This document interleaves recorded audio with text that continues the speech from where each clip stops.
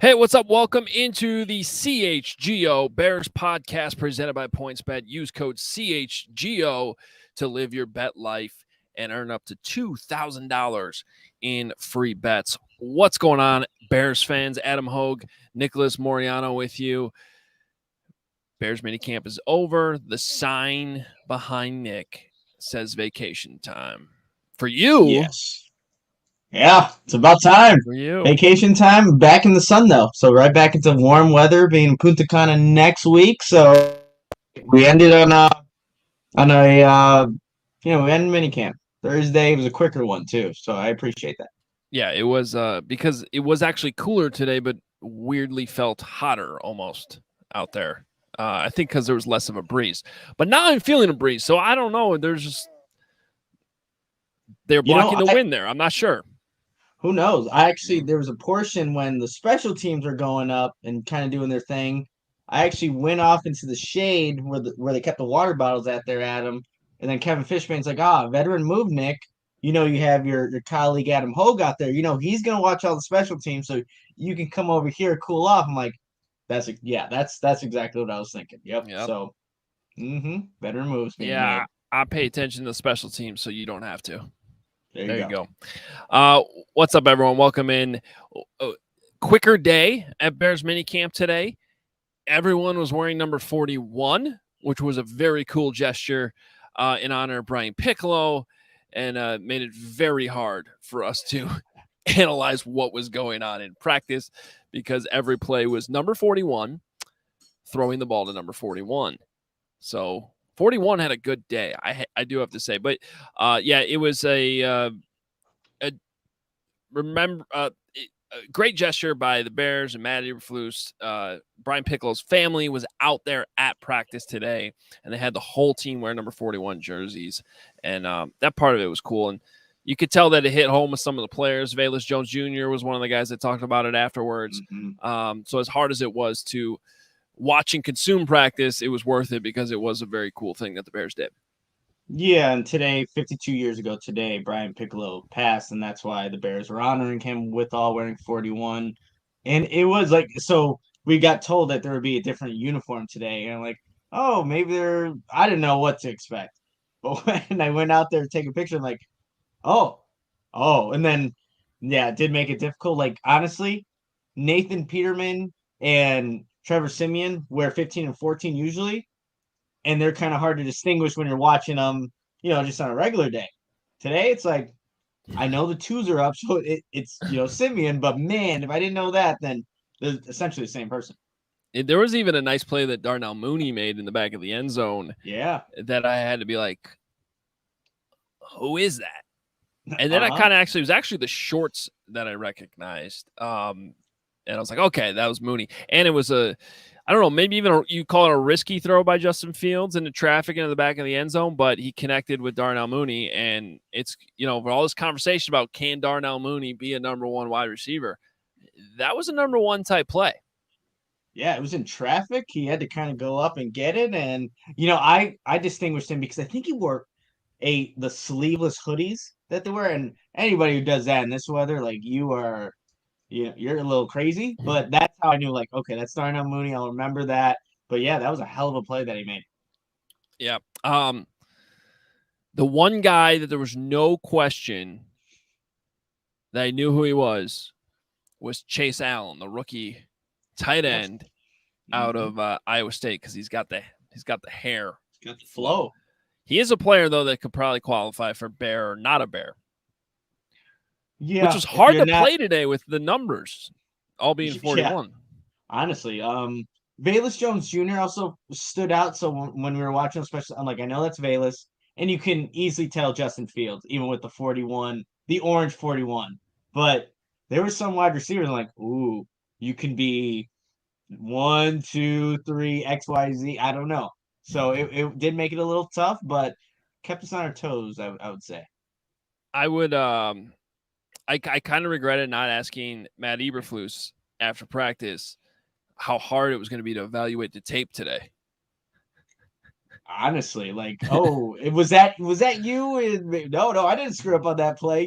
Maybe that could happen, especially with this practice. I mean, they have it broken down, I'm sure, of like who's on each team, so they know based on the quarterback or the personnel who's on the field. But I guarantee it'll still slow things down just a little bit as they go through and they do their hits philosophy measurement for practice today. Cool. So look, it was a shorter practice. They did a lot of red zone stuff, low red zone, high red zone, little bit of game type simulation. But other than that, they wrapped up and they're going on a what's essentially like a 5-week break, I think, before training camp starts up. And I guess to me, the biggest takeaway sort of for the last 2 weeks is Braxton Jones, the rookie 5th-round pick who, everyone understandably, and we did it too, like talked more about, hey, what does this mean for Tevin Jenkins? And then I jokingly declared Braxton Jones the greatest draft pick in the history of the Chicago Bears, like kind of optimistically being like, well, hey, wait a minute. Like, what if this is the real reason why Tevin Jenkins got? Now, it's realistically probably both. But I have to say, so we got a chance to talk to Braxton Jones today. He stayed in that same spot as the number 1 left tackle all 3 days. Last week, too, and we got to see practice during OTAs. And he impressed me a little bit in his press conference today. Like, just talked a little bit about some specific things that he's done to improve, which is obviously working because, he got that bump up to number 1 team. He admitted he's a little bit surprised that he's getting this opportunity so quickly, which is fair as a 5th-round pick. And then he talked a little bit about the challenge of what it's going to be when training camp starts, because that's going to be a different animal, right? They put him in a position to elevate to this spot, get a sense for the speed of the game, but it all goes up a notch when the pads come out. It definitely does. But yeah, Braxton Jones is very well spoken. Like, even after he left the pressers, like, hey, everybody enjoy your weekends, and just seems like a really nice guy. But he also can block the crap out of you, being as big as he is. And what Chris Morgan told him that he needs to do, because with the demeanor, he said he was a little bit reserved. So Chris Morgan said, throw them babies, which means throw his hands, his 35-inch arms at these pass rushers to kind of stall the pass rush so you can help recover. And that's one of the things that he said he's been working on. And another thing, Braxton Jones being a rookie and just being around Fields more now that he's had the opportunity to be with the first team, what do you do? He asked Justin Fields, like, what do you do after the practice? What's kind of like the routine that you go into? So kind of getting just an idea of how Fields is approaching, this opportunity to start. Like, what do you need to do? Watch film, all these things. So Braxton Jones is doing all the right things, and now he'll kind of get this time away to reflect on what he's done so far. But like you said, Adam, now you're going to have pads on. You're going to be going up against potentially better pass rushers if Robert Quinn, Alquan Muhammad show up, and you could see what he's capable of doing, because Matty Eberflus also talked about that. Like, the guys that he saw in this mini camp, these OTAs, looking forward to seeing what those guys can do now with a step up in competition. Well, like, the one thing you could say about Braxton Jones is, on one side, you have the jump up in competition and making, a big jump up from Southern Utah. But at the same time, now he's getting NFL coaching, right? So he checked a lot of boxes in terms of the athlete. He tested off the charts on some of those athletic scores, and just seeing him both on the practice field and even just when he walked in and out of the press conference room today, Nick, like, he looks the part of an NFL left tackle. And so, you can have fair concerns about jumping up in competition. And look, whatever he's done to this point that's been good, great. But now you got to do it when the pads go on. And maybe Robert Quinn will be there. And that's a different animal when you see that one-on-one type matchup. But he's also getting a step up in coaching. And just hearing like that little thing about throw them babies, throw those hands. Obviously, it's something he took to and started. Look, his length is off the charts. Mm-hmm. Use it. So, if he got to this point without even really using his talent, and those coaches are bringing more out of that, then that's a suggestion that, hey, maybe you can make this jump relatively quickly. If nothing else, this has qualified to me as one of the bigger stories going into August. It definitely has. Like, can Braxton Jones hold on to this opportunity? Because I'm convinced that from what we've seen here the last couple of weeks, this is probably the starting 5 that you're going to see when camp opens, right? Like, I'd be surprised if all of a sudden camp opens and it's a different offensive line combination. And honestly, if that happens, I'll question it, because it feels like Braxton Jones is taking advantage of this opportunity at this point. Yeah, I think for me, it's like it almost feels like it's his job to lose at this point. Even though we've seen it without pads, Braxton Jones, I think, is showing this coaching staff what he's capable of.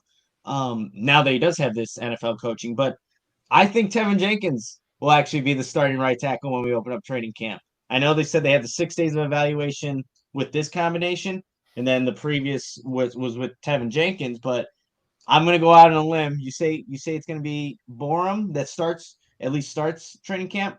I'll go with Jenkins being the right tackle. But why do you think that? I'm just like, did you think Borum was struggling? No, not that he was struggling, but they both had the beginning. It was Jenkins, right, being the starter, so they had that evaluation, and then you had this evaluation, and I wonder if there's gonna be some kind of, I don't know if it's internal pressure, but like, that's a second round draft pick. Have they showed us anything at this point without pads to say that he can't do the job? Obviously, we've had a couple plays where Carson Taylor, not Bear, right? Is beating him to the outside and is making a good play on Jenkins, but it is different with the pads on. So I think they'll give him the first opportunity there, and then maybe we see a fluctuation. But that's what I'm kind of thinking. Well, look, I don't think the door's closed on that. I just think that, they're obviously trying to motivate Jenkins a little bit right here, send him some type of message, and you got to do something to earn that spot back. So I don't know that, okay, you're off for 5 weeks, now all of a sudden you throw him in there. What you're exactly rewarding. Maybe the more likely scenario I could see is if either Borum or Jenkins ends up at right guard. And I feel like if I had to make, and I don't even think this is that bold of a prediction, but to make an offensive line prediction right now for training camp, is I feel like we will see one or both of those guys see some time at right guard during camp, and maybe in the preseason games too. I can see that. I guess that would also tell you what the Bears think of like a Sam Mustipher, right? Just even though he has been primarily being with the ones, the first team unit, he is extremely undersized to actually play that right guard position if the Bears were to go with that lineup there. So yeah, it's gonna be interesting come the first starting line, and let's see, honestly, day by day or drill by drill, how often these linemen are in and out of these drills. And like this past week, we had a bunch of different line combinations for a bunch of different reasons, but that is something to definitely keep an eye on. Well, and I think in talking to Braxton Jones today, it gave me a little bit of a better idea, because one of the things I've talked about is, without pads, and with the exception of a handful of rushes that you could probably see every day where you're like, okay, that's a win, pads, with or without pads, or that's a loss, or you got really beat regardless. I was just kind of curious, like, what they could possibly be judging to make such a move, to not only throw like if Jenkins is struggling, it's one thing to move him to the second team, but I was just surprised that like you're bumping up Braxton Jones all the way to the first. Like it just doesn't happen a lot to see any rookie, but certainly a 5th round pick all of a sudden, by the end of June, be there with the first team. And the only answer I could keep coming up with was like, this guy must be crushing it, like off the practice field too. Like he must be understanding the concepts. He must be, adapting to whatever new techniques that Chris Morgan's throwing at him. And I think, you heard him today. He certainly seems like an intelligent offensive lineman who's putting in all the work. To hear him talk about how he was like, he took Justin Fields aside and was like, hey, what are you doing when you leave the building at home to get ready for the next day? And Fields walked him through how he works on the installs, works on the playbook, takes a little bit of a mental break, some time to himself, and then he comes back and makes sure that everything's ready for the next day. That shows that type of want to that you need at that position. And I guess like that's my biggest takeaway coming out of the offseason program right now is there's a huge opportunity for Braxton Jones that I am taking way more seriously right now than I did, a couple weeks ago, of him actually being the team's starting left tackle when the season starts, with the obvious but. You got to pass the test when the pads come out, and that is a totally different animal. Yeah, like this portion of the offseason, right? These OTAs without any pads. I think it's fair to say that if you are more athletic, can get off the ball quicker off the line of scrimmage, like you're probably going to show some things that are not necessarily, or that will be good in your favor. And if Braxton Jones is showing that stuff, because like you said, he's not getting like a bull rush from Roquan Smith, right? That's not happening at this portion of these OTAs, these mini camps. So now, because he could show that, maybe he looks better than maybe what he is. We don't know if he's actually is that good. So, like you and like a lot of people I'm seeing in the comments, like the whole new ball game, we completely agree with you, and be something to definitely monitor, because if Braxton Jones, your starting left tackle come week 1, man, that's a one that shows that Ryan Poles, I think, knows what he's doing when he's evaluating these offensive linemen and how they can, help his football team. Well, and hey, that's something that we need to take seriously because, for everyone getting on Ryan Pace in the past, the one thing we've talked about is that guy knew how to construct a defensive line. He was a defensive lineman. And whether it was, drafting somebody like Bilal Nichols in the 5th round from a smaller school, like that's a good comp for this situation here. Now, Bilal did take a little bit of time. He wasn't thrown in there as a starter like immediately. I think that's where more of the surprise here is than anything else, just how quickly this kid's working with the number 1 team. But yeah, I'm willing to buy the idea that Ryan Poles knows what he's doing with the offensive lineman. Like that's what we talked about when he was hired. He's an offensive line guy. And, does that mean all 4 of those rookies are going to really 5? Are they going to all be great? I mean, probably not. But if 2 of them turn out to be starters, that's a huge win. Oh yeah, that'd be huge for the Bears moving forward, especially how young they are. If you can get some guys you can rely on later, and you obviously have your two second round draft picks, like that's what the Bears need to start doing.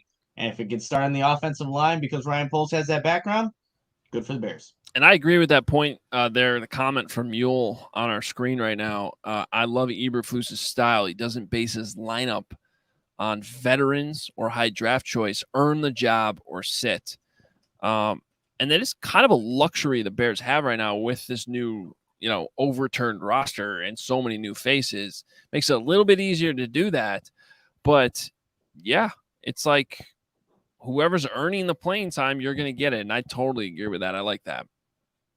Yeah, Eberflus, kind of just talking about him and like the standard, like I know we've heard so much about the hits philosophy, but just the standards that are set and everything, like bring your track shoes, right? He's been saying that a lot. What does that actually look like, and it's like everything is standardized. Each part of the HITS philosophy is going to be measured, and if you're not meeting that standard, you'll know about it. I forgot who it was that said their name got written on the board.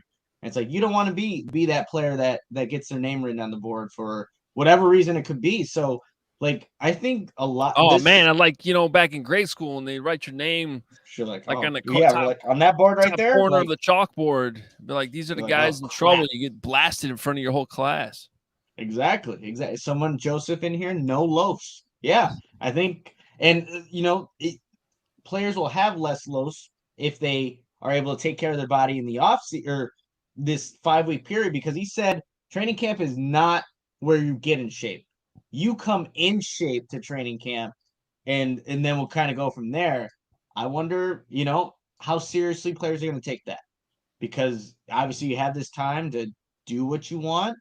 The message was like stay safe and just be aware of who you're surrounding yourself with. But I'm curious how many of these players just are going to come into this training camp, this first one for Eberflus as a head coach, and see what it's going to be about, because like you said, get those track shoes, get ready, because it sounds like it's going to be intense.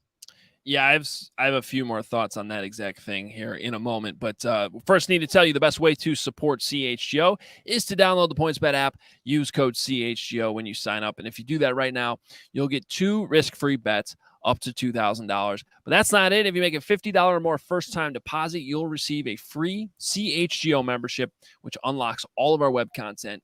And you'll even get a free shirt of your choice from the CHGO locker. So that's $2,000 in free bets, a free CHGO membership, and a free t-shirt from the CHGO locker, all for making a $50 or more first-time deposit at PointsBet. Any questions, email PointsBet at allchgo.com. We'll help you out. Your home for live in-play betting just got even better, because there's still at least one more game to take advantage of the live NBA same-game parlay. You can build the perfect live NBA same-game parlay only with PointsBet. You can also boost those live same-game parlays. So watch live, parlay live, boost live, all with PointsBet. Download the app right now. Online sign-up is available in Illinois. You download the PointsBet app. You register your account from start to finish, all right there on your phone. It's nice and easy for you. So what are you waiting for? Once the game starts, don't just bet. Live your bet life with PointsBet. Gambling problem, call 1-800-522-4700. About to tell you about our next great partner, Athletic Greens. With 1 scoop of Athletic Greens, you are absorbing 75 high-quality vitamins, minerals, whole food source superfoods, probiotics, and adaptogens to help start your day off right. The mixture of ingredients helps your immune system, gives you energy, and improves your focus, and that's why I take my Athletic Greens every morning, and you should too. What's awesome about Athletic Greens is that it costs you less than a cup of a coffee a day, and also helps support better sleep quality and recovery, which we all definitely need. I know I do. Right now, it's time to reclaim your health and arm your immune system with convenient daily nutrition. It's just 1 scoop in a cup of water every day. That's all you need. No need for a million different pills and supplements to look out for your health. To make it easy, Athletic Greens is going to give you a free 1-year supply of immune supporting vitamin D and 5 free travel packs with your first purchase. All you have to do is visit athleticgreens.com/CHGO Bears. Again, that is athleticgreens.com/CHGO Bears to take ownership over your health and pick up the ultimate daily nutrition insurance. All right. So you're talking about the message from Matt Eberflus and to his team. And of course, there was the stuff that's you always hear, stay safe, be careful who you hang out with, the stuff like that. But I did write down something you just mentioned, quote, training camp is not to get in shape. Mm-hmm. You need to be in shape when you show up. He once again gave that message about having your track shoes on and be ready to go because they're going to hit it day one. They're going to be flying around. So you better show up in shape. And I'm pretty sure that anybody loafing or struggling early on, I'm sure there'll be a conditioning test because most teams do that. you better be ready to go. And this is nothing new. This applies for all teams. They usually do a conditioning test to make sure you weren't screwing around doing nothing during the time off.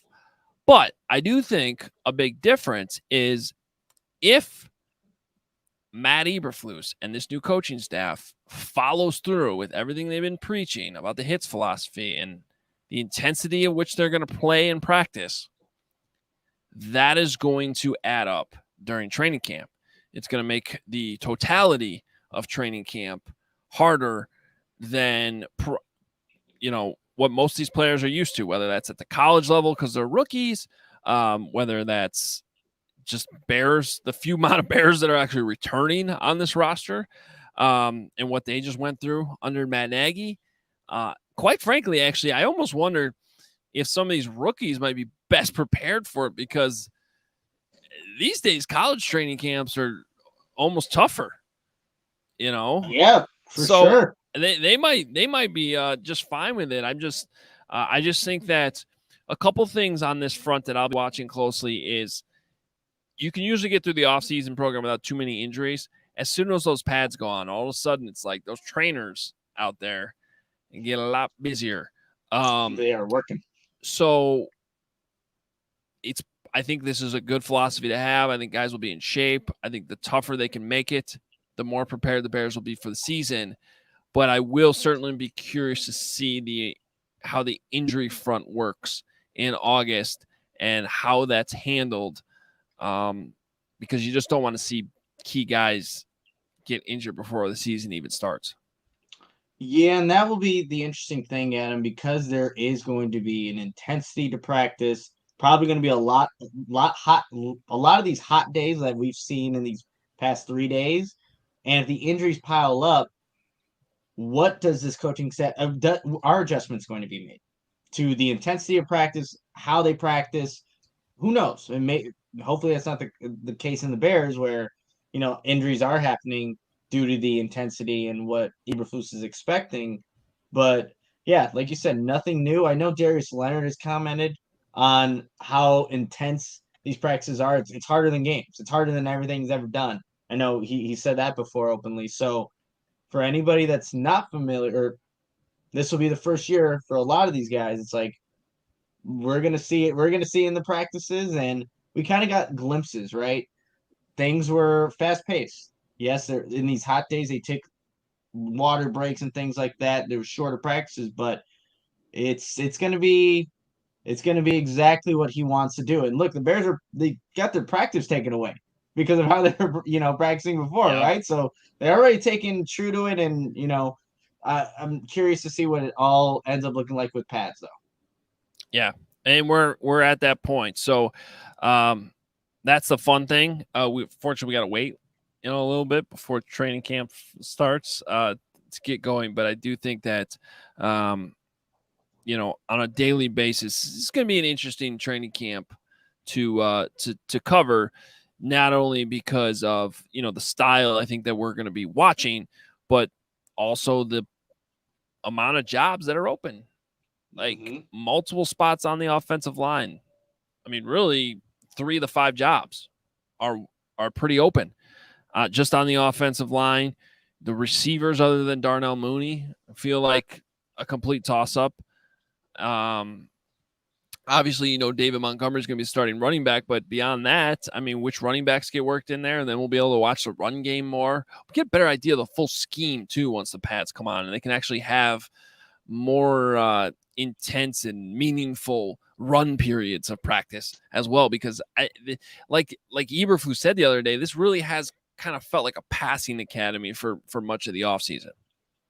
Yeah, and so as a defense, knowing that more of these plays that are being called are going to be heavy in the passing direction, it's like you can almost play off a little bit. You can almost cheat a little bit, right? So I think once the run game actually gets implemented, that is going to impact how these practices are going to be. So once we get to see that the actual physical part of football, that will change things. So I am looking forward to that.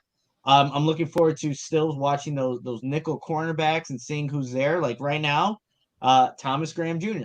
is the guy, and he actually had a pick 6 today on Justin Fields because it was a deflected pass and he was able to return it.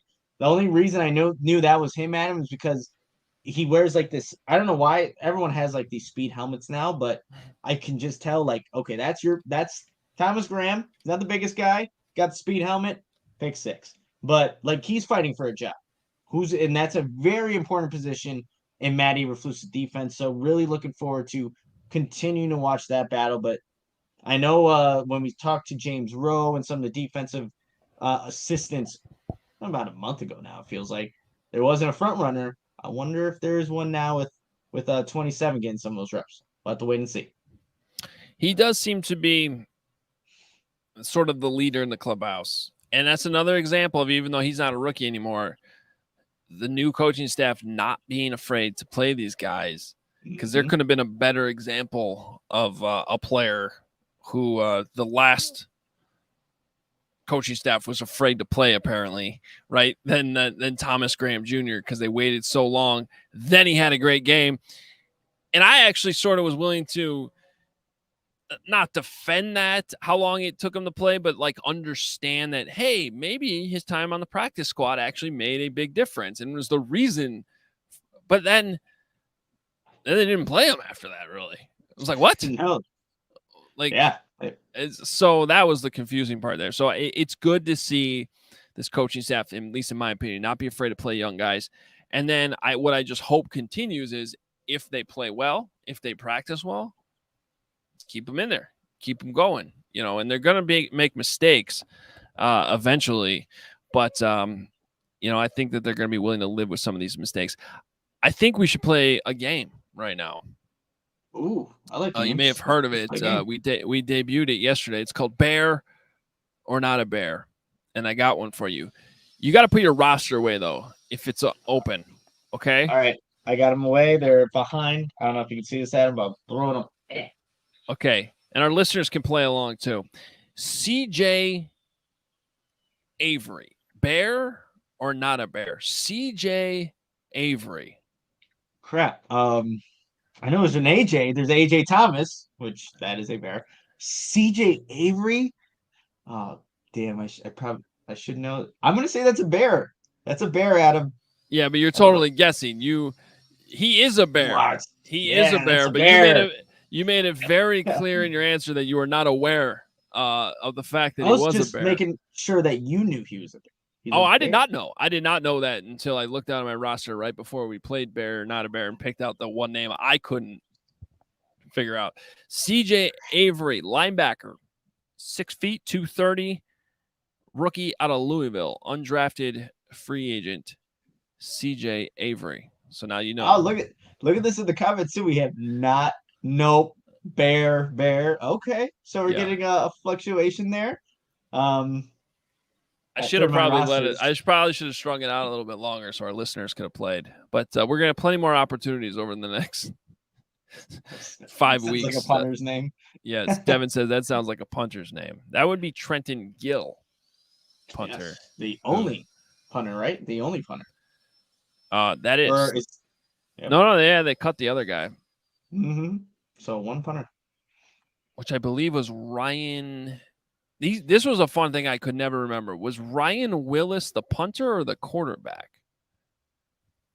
Okay, there's a Ryan Winslow and there's a Ryan Willis. Winslow was the punter. Willis was the quarterback. And then Griffin's the tight end. Yes. There were 3 Ryans, and it was really hard to keep track of them. But they did get rid of the punter. They got rid of the quarterback. That's when they signed our guy, Nate Peterman. Jesus, losing my mind. Nate Peterman. Oh, when you see all the 41s today, Adam, it's like I don't know. I just don't know who's here. It's like a mind trip to go out there. I'm trying to think of. Was it Wisconsin? It was definitely a college program. I want to say it was Wisconsin. Back when I was covering them, that like when training camp started, they wouldn't put numbers on the jerseys. So they would open up practice to the reporters, but then you couldn't tell who anybody was. And then that goes back to what I was saying earlier. Like, doesn't that just like, I know your coach's paranoia is always high, but like, you're just making your life harder trying to watch the film of practice when you can't see anybody's number. Oh yeah, absolutely. I mean, it's hard in itself sometimes. Like, oh wait, what number was that just made the play? Now nobody has numbers, making it difficult for everybody. Actually, Mule down here, Bo Peeps. Yeah. Bear or not a bear? Like, I think Mule knows the answer, but it's like there's some obscure names in this roster sheet that you're like, okay. And I wonder if it changes come training camp. But you know what would help Adam? Well, wait, hang on. Not a bear. That is not a bear. Wait, Bo Peeps? Yeah. Bo Pete. Oh, Bo. Wait. I think it's Bo Pete. Let me get my thrown roster sheet. Well, I don't think that's how he's listed on the roster, though. He's not. No, it's not little. It's like 30. Oh, Bo Pete Keys. Bo Pete. Bo Pete. See? You got me, Mule. Hey, if you're gonna come play bear or not a bear, you better be ready to go. Better get it right. Yeah. You know what helped me though, Adam? Here we go. You know what helped me? Focus and make sure I get all these bear or not a bears right. Strava CBD Coffee, because it's a game changer. It has all these great ingredients and it's helped thousands of people to improve their overall wellness and quality of life. Strava delivers delicious, fresh roasted specialty coffee infused with organic broad spectrum CBD. And just so you know, CBD from hemp doesn't make you high or hungry, but it does offer real benefits that can help you, like feeling alert and focused without the jitters, getting all the answers right in bear or not a bear, living your day more balanced with less anxiety and fewer aches and pains. Plus, including CBD in your daily routine can help you enjoy more restful sleep so you wake up feeling at your best. And the best part about all of this, Strava is all about quality. Everything is small batch, fresh, and shipped straight to your door. Strava also offers concentrated full spectrum CBD tinctures for those looking for a more traditional CBD format with a powerful entourage effect of benefits. CHGO listeners can save 25% off their entire purchase when you use code CHGO25. That's 25% off your entire order at StravaCraftCoffee.com when you use the code CHGO25 at checkout. Discount coupon valid on non-subscription purchases only, one use per customer. And do you already love Strava? Subscribe and save with the Strava Coffee Club. With Strava, you are in control. Save on your favorite coffees and have them automatically delivered to your home or office on your preferred schedule. And I know technically it's not an OWYN day here on the podcast, but we did need they are a great partner of our show too. And we did need to follow up because yesterday I asked you to bring me one since I missed the samples that were delivered to CHGO. I was on vacation. You were very kind to bring me one to House Hall today. And I did enjoy it. I did enjoy the Only What You Need OWYN shake, the protein shake. Salted sweet. Caramel, I think. Sea salted caramel. Sea salted caramel. Yeah, that's a really good one. So I know, don't have it on the top of my head who was asking. I think it's Brandon on Twitter. Is like, hey, did you bring the OWYN? I'm like, of course I did. Yeah. I know there's a time I didn't bring you one of the energy drinks, so I had to make up for it. Yeah. And yeah, so I got it down. I forget though, that energy drink wasn't really an official sponsor, right? No, it was just it was just whatever that was. I felt like I was on speed. The thing was like, I was like, I don't know. This is Sour Patch with speed. Sour Patch Kids with speed. I was like, well, okay, here we go. We're ready to go here. I like this comment from I Am Skokes. I guess we're rolling with. Here's the real kicker: bear or not a bear. Robert Quinn, bear or not a bear. That's kind of a different game, but I like it. Yeah, it's I don't know. I don't know if he's going to be a bear. Technically, right now, yes, still a bear. How much longer? Right. We don't know. It's another fun question, game. Though. And then someone I think was throwing out Willie Wright, bear or not a bear. Willie Wright. Did you look? You already looked. I know it. No, I knew this one. Well, I'm going to say yes. I kind of gave it away there by saying I knew this one. Yeah. The only reason I knew that one is because he's actually, I think he's been in the league for a few years. So I don't know how much he's played, but he's not just one of these random UDFAs that's on the roster. So have you seen the Key and Peele skit? Where they just that legendary one with all the random names. Yeah, just that's how I'm gonna come prepared. Something like that. That's not that crazy out there, like Quattro, but yeah, definitely gonna do that. That will make it interesting too. And then they end it with Dan Smith, BYU. BYU. So good. Oh, that's great. That's great. All right, we have some time for some questions here before we get out of here. So anything to end the off-season program. We will be back tomorrow, by the way. We have another 1 p.m. episode to close out the week. But any questions from OTAs, throw them in the comments. We will ask them. And I know we got a couple in there already. One question is Lawrence going to make an appearance today? And the answer is I don't think so, because our guy Joey is producing today. So, but people calling for Lawrence. I like it. He's been Devin said he's been low-key. Let's see if Lawrence is around. Let me see if I can find him. But here already, I think they probably like you more, Joey, because you don't look like Aaron Rodgers. Yes. No appreciate that. I don't have the cool helmets on hand that Lawrence always seems to have. Yes. Vintage USFL stuff, but I'i'll work on it. Yeah. You got the cool obvious shirt on today too, which I appreciate. One of the questions, thoughts on Charles Snowden? He's a Bear. No, he is a Bear. I gotta say, have you noticed him a lot? I haven't. Not 92. Sorry, it's Caleb Johnson. No, I just know him because he's just so lengthy and tall, and I feel like he's one of those guys that's trying to find his role, honestly. And I think that's obviously special team for now, but yeah, not a lot of Charles Snowden headlines coming out of OTAs from minicamp. Yeah, so again, I don't know how to explain this, but like OTAs are a little bit harder to follow than training camp, even though there's like kind of a lot more happening at training, but the practices are longer at training camp, and the view's a little bit better, and you kind of know the right.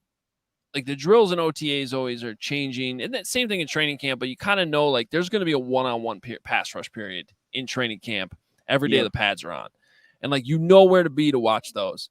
And so it's just a little bit easier to and because it's a day-to-day grind and things kind of build, you get a much better sense of like, okay, this guy's arrows up, this guy's kind of struggling. Choppy is the word I think I would use for the off-season program. That makes it a little bit harder. So it's almost like you sort of have your list of guys you've written down for impressive plays here and there. And then I don't know. So Charles Snowden for me is just somebody I didn't notice a lot in the off-season program. Doesn't mean that he struggled. But I feel like just the fact that Dominic Robinson it's popped a little bit more, is maybe a little bit more notable, if that makes sense. Yeah. I see a question from here, Adam. Jared Perry. How was Justin in practice today, and how was his mini camp overall? It like the first day, right? We had those. It was a down day for the entire offense, quite frankly. Yeah. Wednesday was a good day for Justin Fields with timing, anticipation, some of the throws. And today, honestly, it was really tough to evaluate anybody. But there were some good throws. We talked about the Darnell Mooney one. He had a nice one to Komet too for a touchdown over in the middle of the field, and Komet just threw the ball up in the air. It was a touchdown. But like I mentioned earlier, he also had the pick six from the ball that was tipped to the line of scrimmage. So overall, though, yeah, how would you assess Justin Fields in this passing camp that kind of Eberflus was mentioning OTAs? Yeah, like, and again, I don't want to just repeat myself about how things are choppy, but like, okay, first of all, an encouraging sign to me is that I don't think we saw back-to-back bad days, which I've brought up before. And I think that that's an encouraging thing of Justin Fields overall so far in his young career. Then again, we didn't really get to watch back-to-back practices until this week, at least since the original April mini camp, which was before the draft even happened. Okay. Mm-hmm. So I just want to qualify that. I think that's an encouraging thing. I think as a whole, I was anticipating the offense maybe being a little bit ahead of where they are now. But I guess I'm kind of where I have been on Justin Fields. Still have incredibly high hopes for him. I'm waiting for just things to look a little bit smoother on a more regular basis. Consistency, right, is maybe the right word. One thing I want to point out that I'm starting, and I put in my notebook today because I kind of sense a theme this week and in some past practices we've seen. A lot of passes batted down at the line of scrimmage. And you mentioned that one that led to an interception today. And you can't put all the blame for that on the quarterback, but you can point out that some quarterbacks are better than others at finding those passing lanes to throw to. And look, Justin has talked about before how he's watched Russell Wilson as a quarterback, former baseball player too, and just how he thinks there's some similarities between their games. And I've mentioned that Justin Fields has the potential to be a taller Russell Wilson. And Russell is one of the best in the league at finding those passing lanes, changing his arm angle to get the ball through the line of scrimmage. So I just find it interesting because Justin is taller that has seemed to be an issue. And it might be the pass protection in front of him. It might be a really, really, really, really good sign for the defensive line, right? But I still will track that going forward. Definitely in training camp, but even more so, it's more important in the games. How many passes are actually getting batted down, and does Justin get better and more comfortable at finding those passing windows? That it could be. Is he, at the right depth that he needs to be at when he's throwing a pass, because that could influence again whether or not a pass is batted down at the line of scrimmage. And when players are told not to go to the ground, right, there's a high emphasis. Everyone kind of stay up. Hey, as a defensive lineman, put those hands up. See what can happen there, right? So, yeah, in training camp where there's still going to be that emphasis, people are not going to be – the coaches are not going to want these players on the ground, but it's going to happen. That's where you kind of want to see, too, if that continuation of batted down past the line of scrimmage, creating turnovers for the defense continues to happen. But, yeah, no, that's a good one there. Let's see. Any other – the last one I see before we got here is just, I like this. Roquan Smith. Just talk about him. Very good linebacker, Roquan Smith. Should be a good fit in this defense. I think part of the reason why we haven't talked about him a lot is because he's one of the few players on the team where you kind of know exactly what he is, what he's doing. He should be good. I think the conversation with Roquan isn't so much of, how he fits into this whole thing as, does he get that contract extension? So that'll be a story going forward. But right now, I mean, there's not much to say about Roquan Smith other than he flies around the field and still really good player.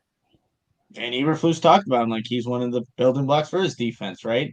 How he can help kind of teach his defense to the other guys. But yeah, it was kind of a short-winded answer because like us, we know what Roquan Smith's about. He's going to get the job done and be very productive. But I see Jonathan wants to know about Jack Sanborn there, Adam.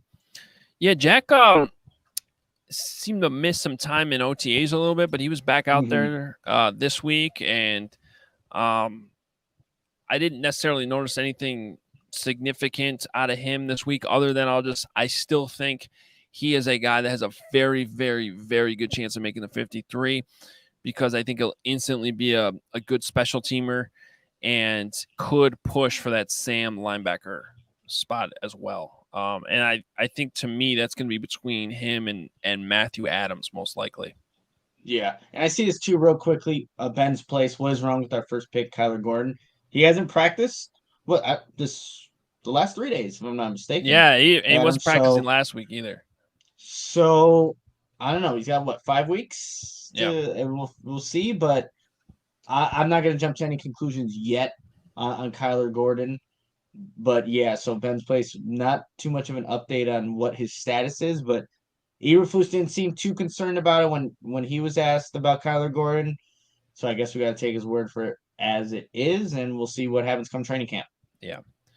So it is, someone's asking about the schedule too. It is pretty much 5 weeks. So 1, 2, 3, 4, 5 weeks off. The rookies report on the 22nd, I believe. So they get a few extra days like that weekend because that's a Friday at House Hall. And then the vets, Matt Eberflus said today that the vets will report on the 26th. Kind of knew it would be the 26th or 27th there. So that's the 26th.